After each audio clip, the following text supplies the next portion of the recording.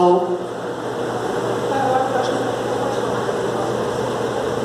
Tá.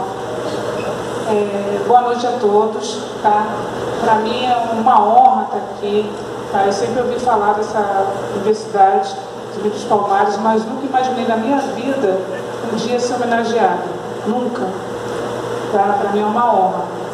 E assim, ver tantos jovens, tantas pessoas aqui, assim, me cumprimentando, homenageando, falando. Gente, eu já estive desse lado. E apenas um simples ato que eu fiz mobilizou tanta gente. Então, eu me sinto assim, muitíssimo honrada. O presidente me convidou, eu aceitei assim de pronto, tentei encaixar um horário na agenda para poder vir aqui. Mas veja assim, eu acho isso muita coisa. Você não tem noção de estar aqui, eu como pessoa. E sobre o fato em si, o que aconteceu? Eu sou uma mulher de 48 anos, tenho toda uma vivência de luta pela minha família. Minha mãe, realmente, ela era uma costureira, meu pai motorista de caminhão, a gente na luta, estudando, sempre estudei, sempre pratiquei esporte, sempre tentei ser uma boa cidadã para esse país. Saí do Brasil, fiquei 10 anos morando fora, vi que nos Estados Unidos a situação do negro é diferente, ele encara de frente, toda vez que ele sofre um tipo de racismo. E no Brasil, na minha época, quando eu cresci, eu via muita população sendo oprimida e subjugada e não assim batendo de frente. Pelo menos no Rio de Janeiro. Em São Paulo o pessoal é mais ativo, tá? Quando eu retornei para o Rio de Janeiro, em 2005, eu tive que cuidar da minha mãe, que ela ficou doente, e fiquei um tempo, assim, tipo me estruturando, mas aí eu percebi que eu teria que voltar a estudar novamente, tá? Porque como o presidente falou, o reitor, perdão, falou, o conhecimento é tudo. Então eu achei necessário, com 40 anos, voltar ao banco acadêmico, ter uma formação, e escolher direito. Não foi fácil, 5 anos de faculdade, estudei muito, muito mesmo. Mas antes de concluir o meu curso, eu passei no exame da ordem. Em 2016, concluí a minha faculdade, colei grau. Em 2017, em abril, peguei a minha carteira, comecei a fazer minha militância de advogado na Baixada Fluminense e sempre sendo subjugada. Batendo no cartório, sempre muito educada. Como eu falo com vocês aqui, eu falava com um atendente do outro lado, servidor, sempre sendo maltratada. Mas sempre, como a OAB fala, quem é advogado aqui sabe disso, a gente tem que usar da urbanidade. Eles nos maltratam, mas a gente tem que continuar fina, se é que me entende. Mas chega um dia que você chega e fala assim, chega, basta, entendeu? E o que aconteceu naquela segunda-feira foi um ato de grito de liberdade. Eu falei assim, não, chega, não quero mais, parou aqui, não quero mais ouvir isso. Mas todo mundo está focando na minha pessoa, esquecendo que eu estava ali defendendo um direito de uma outra pessoa, de uma outra cidadã. Tá? Eu fui contratada para prestar um serviço. Tá? E, infelizmente, todo o ato ele foi muito agressivo. Ele já começou com agressividade. Eu sentei, quem sabe que o direito é muito formal. O doutor Sidney está aqui para comprovar, o doutor de presidente das prerrogativas também sabe disso. O direito, você tem a cadeira que senta o advogado da parte autora, tem onde senta o autor, a parte ré, e assim por diante. Eu recebi a resposta de uma servidora dizendo, vocês são irmãs? Poderia ser minha irmã, minha cliente, poderia ser minha prima, ser minha irmã, mas eu acho que a pergunta não cabia naquele momento, entendeu? Eu estava ali como profissional, eu não respondia, distraí, porque eu queria continuar fazendo, exercendo minha função de advogada. Minha cliente resolveu responder, não, ela não é minha irmã, ela é minha advogada. Então, tipo, eles não sei como, eles acham que devem toda hora, qualquer momento, nos subjugar, nos ofender. E o ato, eu tive aquela atitude quando ela pegou e me comunicou que eu não poderia ler a contestação. Um documento que o advogado tem que ter acesso, está na lei. Sabe, eu não tinha nada, eu não falei assim, nada de absurdo, eu quero ler o documento que eu não poderia ler. Não, eu teria, como profissional, ler o documento. impugnar sobre determinados pontos, se fosse o caso. Novamente, usando da urbanidade, não entrei num debate com ela, falei, ó, vou chamar um delegado de prerrogativas. O doutor depois vai explicar melhor, porque essa é a função dele, ele sabe muito melhor do que eu. Eu só sei o meu direito. Eu tenho o direito, quando meus direitos, como de exercer minha profissão, minhas prerrogativas forem violados, chamar um delegado. E foi isso que eu fiz. Quando eu retornei à sala de audiência, o ato tinha sido encerrado. Eu não lia o documento de defesa da outra parte, eu não tive acesso à pauta de audiência, eu sabia que vários direitos ali estavam sendo violados. E o vídeo fala por si. Eu não fui uma pessoa agressiva, da mesma forma que eu estou falando com vocês aqui, eu estava falando com todos lá. A polícia militar foi chamada, mesmo assim me mantive firme em falar, não, eu preciso que meus direitos sejam preservados. E terminou naquele ato de eu ser algemada.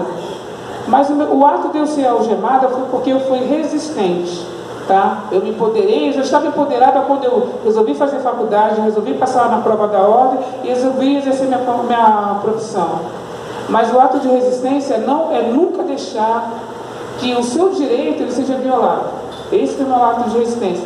Sim, eu tive uma prisão ilegal, tenho no meu currículo? Tenho. Mas isso não é desmérito não, tá? Isso é até bom.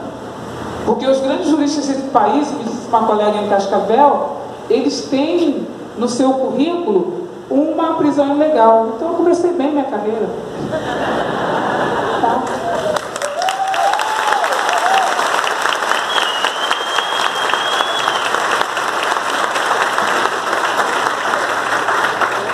Obrigada, doutora Valéria. Eu acho que vou usar essa daqui, fica mais fácil, né? Vou pedir agora para vocês escutarem de uma forma sucinta e objetiva, até porque eu acho que vocês aí, enquanto alunos, a gente vai aí abrir para algumas perguntas, devem estar também curiosos para saber algumas questões, né? Então a doutora Valéria colocou uma perspectiva diferente, que é o que eu já comentei, às vezes até em sala de aula, a gente tem que estar sempre preocupado em ouvir o outro lado da história, não só um lado, né? Então acho que agora vocês sabem aí de pronto o outro lado da história, né? Que a mídia talvez não tenha contato. Eu vou pedir agora para o professor Sérgio, que é o nosso convidado. Ele é psicólogo, mestre, está atualmente dando aula aqui, né, junto aí com o projeto junto com a professora Denise, né, professora? Eu gostaria, professor, que você fizesse aí uma fala para perpassar essa questão de qual impacto que se causa diante de uma situação dessa, nesse processo de entendimento humano, social, emocional. Por favor.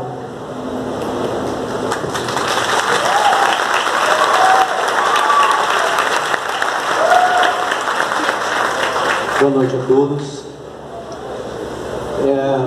Quando a gente olha para uma situação dessa, acho que aqui cabem algumas análises possíveis, né? Mas imagina que algo incomode vocês, alguma coisa, alguém incomode vocês. E se sentindo incomodados, o natural é você dizer não quero, eu não quero. Isso por si só deveria bastar para que qualquer que seja o outro compreenda que aquilo não pode continuar, porque está te afetando. Quando tua fala não é suficiente para deter o outro, para fazer com que respeitem o direito que é teu, o céu é o limite, você não sabe o que pode vir a partir dali. Porque qualquer coisa, olha a cena que a gente assistiu, né? Poderia ter terminado num desrespeito verbal, que já seria terrível dentro de um contexto de tanta formalidade, e acabou numa agressão física. Isso remonta a diferentes situações, se vocês pensarem, né? A gente pode pensar na ditadura militar, onde as pessoas tinham suas casas invadidas e eram arrancadas de dentro de casa e às vezes sumiam. A gente pode pensar um pouco mais para trás e lembrar de quando os senhores escravos se sentiam desrespeitados pelos seus escravos desobedientes, e então eles se sentiam no direito de dispor daquele corpo e fazer o que quisesse, punir da maneira que quisesse. E aí a pergunta que fica é: será que uma advogada loira de olhos azuis teria sido desrespeitada dessa maneira? Não! A gente tem no Brasil, poderia falar aqui sobre as 3 formas de racismo, né? Tem que a gente enfrenta normalmente, mas eu queria focar no racismo estrutural, que eu não sei quantos de vocês entendem o que é. Racismo estrutural é aquele pior de ser enfrentado por nós, porque ele constitui um racismo de ordem inconsciente. Faz parte da constituição da nossa estrutura, da nossa espinha dorsal, porque nós temos 518 anos, mas por mais de 300 nós vivemos a escravidão. Então, da nossa história, nós muito mais tempo vivemos com a escravidão, com a realidade da escravidão, do que com liberdade.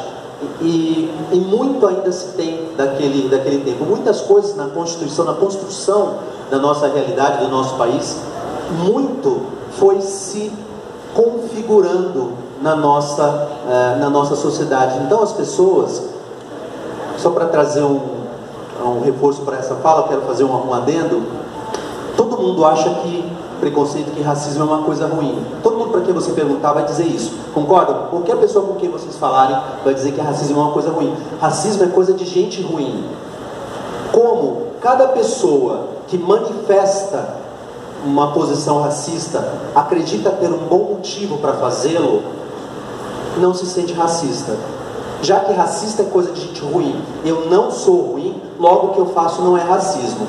Então, o racismo estrutural é esse que aparece de forma inconsciente. As pessoas fazem nas brincadeiras e estranham quando a gente se recusa a aceitar a brincadeira, porque era só uma brincadeira. Racismo é o que o outro faz, que humilha, que agride, não o que eu faço.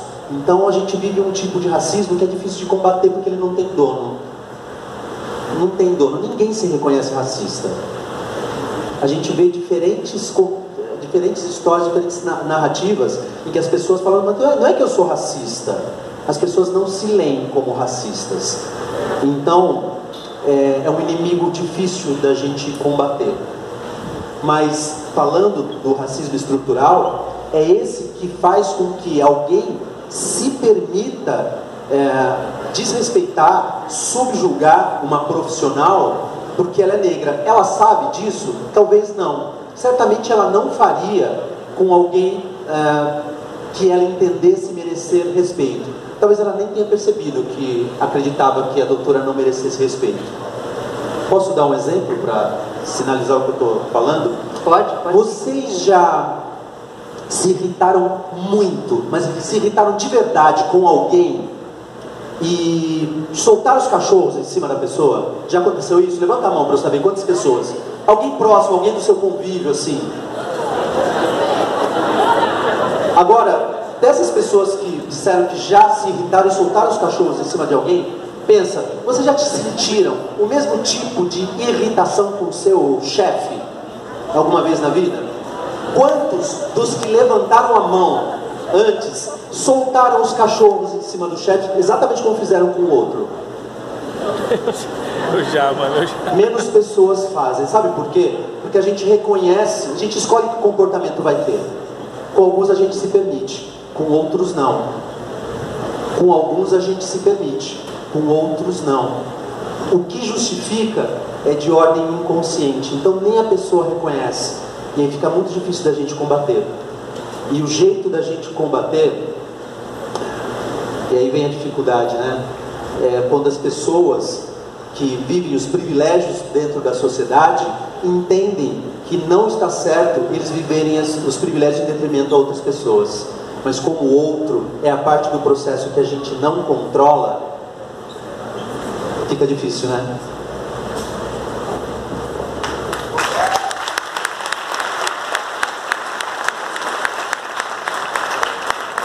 Bom, a gente está aqui pensando, né, tentando fazer uma linha, né, pensar essa questão de gênero, a questão de direitos humanos, e eu acredito que tem algumas coisas que elas devem ser direcionais, né, que são postas socialmente.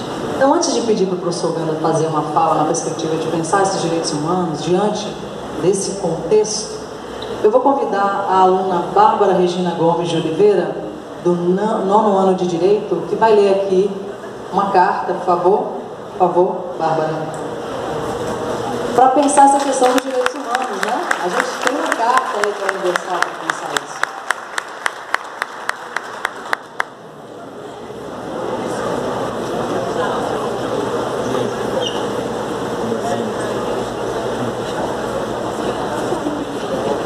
Vocês estão me ouvindo? Boa noite, tudo bem? A Declaração Universal dos Direitos Humanos. No dia 10 de dezembro desse ano, estaremos comemorando os 70 anos da Declaração Universal dos Direitos Humanos. A Declaração Universal dos Direitos Humanos, a DUDH, é um documento marco na história dos direitos humanos, elaborado por representantes de diferentes origens jurídicas e culturais de todas as regiões do mundo. A declaração foi proclamada pela Assembleia Geral das Nações Unidas em Paris em 10 de dezembro de 1948, por meio da Resolução 217-A da Assembleia Geral, como uma norma comum a ser alcançada por todos os povos e nações. Ela estabelece pela primeira vez a proteção universal dos direitos humanos. Desde a sua adoção, em 1948, a DUDH foi traduzida com mais de 500 idiomas, o documento mais traduzido do mundo, e inspirou as constituições de muitos estados e democracias recentes.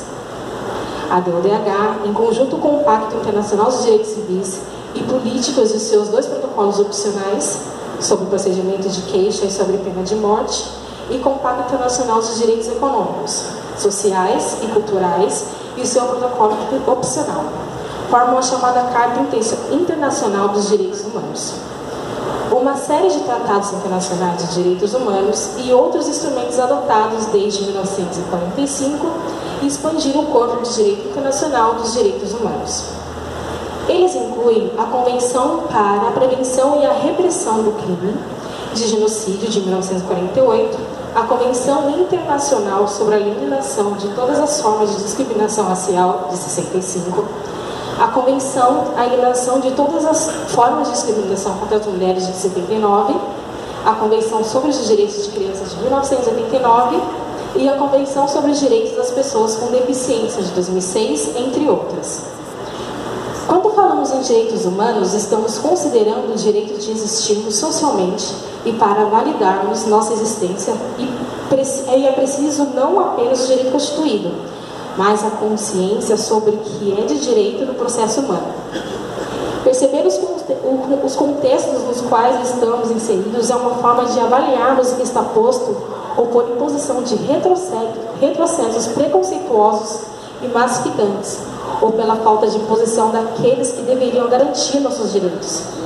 Enquanto representação para a solidificação da raça humana, é preciso considerar as diversidades que preparam a mesma.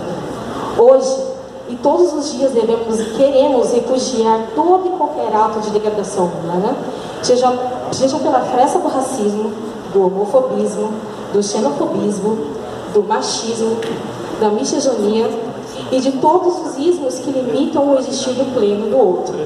Dizemos não a tudo isso, não queremos e não podemos nos calar. Que façamos hoje e sempre o que foi preciso para validar a equidade social, o respeito dos direitos humanos. Obrigada, Wanda. Bom, e aí pensar os direitos humanos, né, envolve tantas questões. Eu vou deixar para quem de direito, né, para falar, professor Ganda, por favor.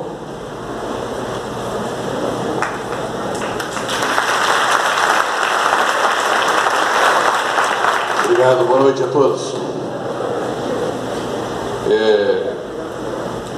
Em função de ter sido chamado a falar sobre a perspectiva dos direitos humanos, eu vou me permitir fazer um recorte histórico do desenvolvimento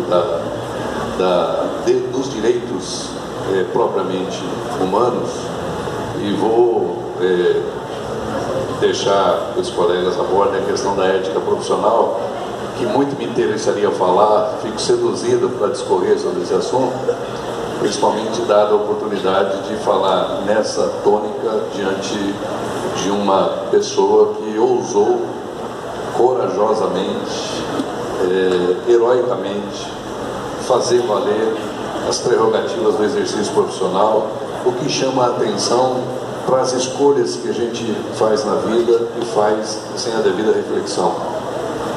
Isso por conta de um impulso que nós temos em buscar colocar a nossa existência dentro de um aspecto de conforto de segurança, de bem-estar, que se limita à nossa circunferência pessoal. Nós que buscamos a nossa formação profissional e intelectual, visando benefícios, privilégios, nobreza, conforto, riqueza, reconhecimento, do ponto de vista dos méritos pessoais, nós nos esquecemos da envergadura, da importância das nossas escolhas frente ao outro, frente à comunidade, frente à família humana. Quando nós escolhemos nossas carreiras e visamos um futuro de reconhecimento profissional, de méritos profissionais, nós invariavelmente estamos visando uma posição socioeconômica de destaque, visando a nossa condição para que nós nos sintamos vitoriosos. No entanto, desdobra dessa escolha, desdobra dessa trajetória aquilo que a sociedade humana, aquilo que a cultura desenvolvida pelos nossos antepassados e até hoje recai sobre as nossas costas em termos de responsabilidade social pelas nossas escolhas. As carreiras regulamentadas são assim regulamentadas por conta da importância, da repercussão, do impacto da atuação de cada profissional no meio social. Não é regulamentada uma carreira que não tenha forte impacto social, principalmente as carreiras que se destinam a tratar daquilo que constitui o que se conceitua dentro do contexto chamado dignidade da pessoa humana. Portanto, todos os valores que estão pontificados como alicerce da dignidade da pessoa humana requer profissionais que, antes de visarem seus benefícios pessoais, suas vitórias, suas conquistas profissionais, visem a utilidade pública da sua atuação profissional. O munus público é a envergadura social da sua atividade profissional. Isso decorre das construções em torno da dignidade da pessoa humana, que remonta já os socráticos, os pré-socráticos. Isso é uma construção paulatina em torno dessas sociedades. Então, o que nós encontramos na evolução do entendimento do que significa o homem social passa pela compreensão de que o homem, que encontrava a sua identificação numa posição puramente natural dentro do cosmos, ele se descobre indivíduo dotado de livre-arbítrio, ele se descobre indivíduo dotado de razão própria, de vontade própria. E essa construção o levou a buscar, a postular, em primeiro lugar, a sua liberdade. O homem nasceu subjugado, ele nasceu vinculado a um poder que lhe é externo. Ele nasceu primeiro submetido ao pátria família, depois ele se submeteu ao poder político do grupo, depois ao senhor feudal, depois ao soberano, e só com as revoluções burguesas que ele se descobre indivíduo. O individualismo jurídico é a construção da modernidade. E aí que o homem se emancipa, e aí que passa a ter sentido e muito mais cristalino aquele desafio que o oráculo de Delfos impôs a Sócrates, talvez o homem mais inteligente da humanidade até aqui: conhece-te a ti mesmo. Este é o modo de você ter domínio da sua circunstância e da envergadura das suas incumbências frente à sociedade, o grupo social, a família, a comunidade. Portanto, isto importa em reconhecer que a escolha pelo curso de Direito, e muito mais significativo, o curso de Direito, a escolha pelo curso de Direito numa instituição de inclusão de afrodescendentes e carentes como é a nossa, tem como desafio social preparar uma geração em torno de uma construção de resistência que passa pelo sacrifício de cada indivíduo de abrir mão do seu conforto, do seu bem-estar, do seu descanso momentâneo, em favor de um significado histórico que representa sacrifício. E só assim que a liberdade que foi almejada pelos nossos antepassados vai efetivamente ter significação por ser um objeto de conquista e não de mera outorga, não de mero favor. É assim que a trajetória da doutora Valéria significa numa postura de resistência frente ao abuso, frente à opressão, frente à objeção àquilo que é a prerrogativa do exercício profissional. Então, como é que os direitos humanos se veem aviltados? Exatamente pelo fato de que a doutora Valéria, no exercício de uma profissão que é de defesa de interesses individuais, num processo judicial, que é um instrumento de força do Estado, e exatamente por ser instrumento de força, ele se submete ao crivo do contraditório e da ampla defesa, faz valer o processo como um instrumento público submetido à fiscalização de agentes essenciais à administração da justiça, sem os quais não há justiça.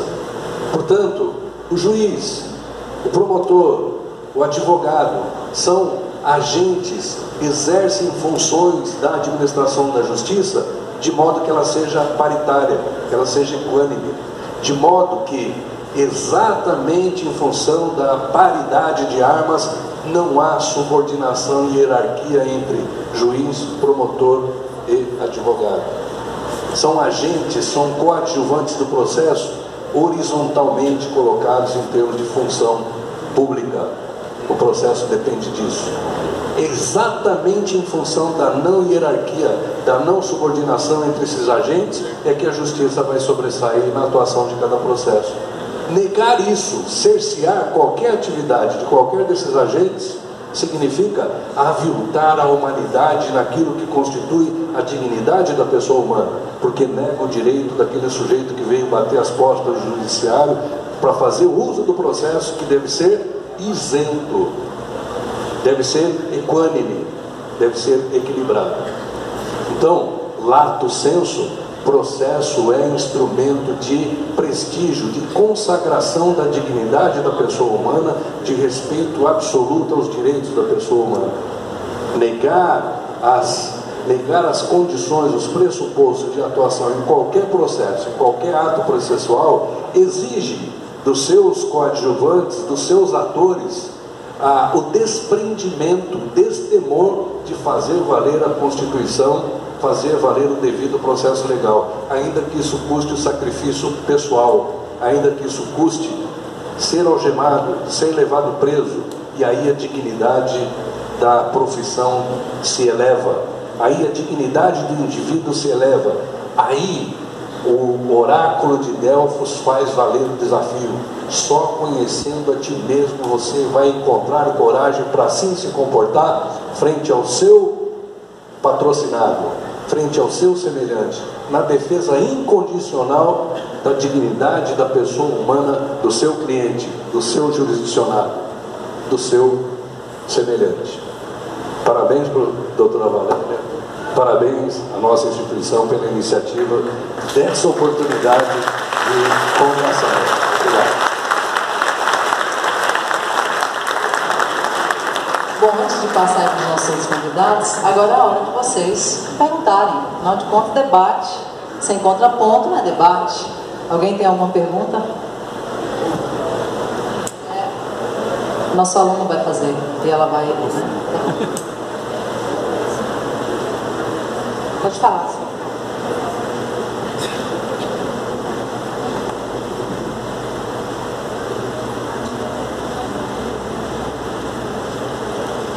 Alô?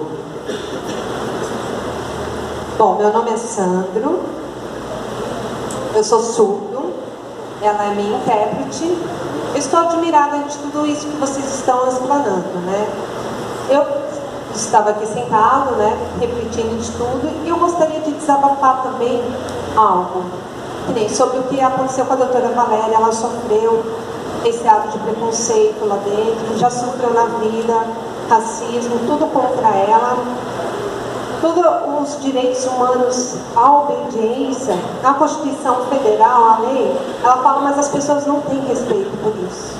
Infelizmente, essa é a verdade. Nós sempre sofremos com isso. Mas agora, eu, por exemplo, Sandro, internamente, eu sofro pior.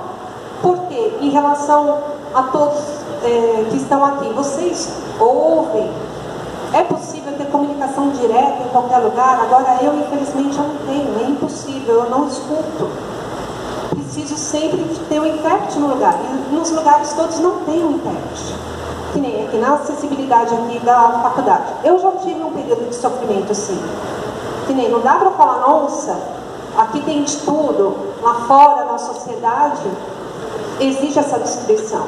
Igual, infelizmente, eu também já sofri isso. Que nem, teve um semestre, de fevereiro a junho, que infelizmente eu não tive intérprete. Vim aqui na faculdade, já fiz redações, já enviei e-mail solicitando alguma interpretação. Cadê o intérprete? Alguém me deu atenção? Também, igual, falta justiça. Desculpa estar falando tudo isso, mas eu não posso fingir na frente de vocês. Eu tenho o direito também de fazer alguns processos. Desculpa, mas é verdade, eu também teria esse direito de fazer. Cadê o intérprete? Cadê a acessibilidade? Então, hoje eu consegui, hoje eu tenho, mas eu não tenho como meu direito. Então, eu não quero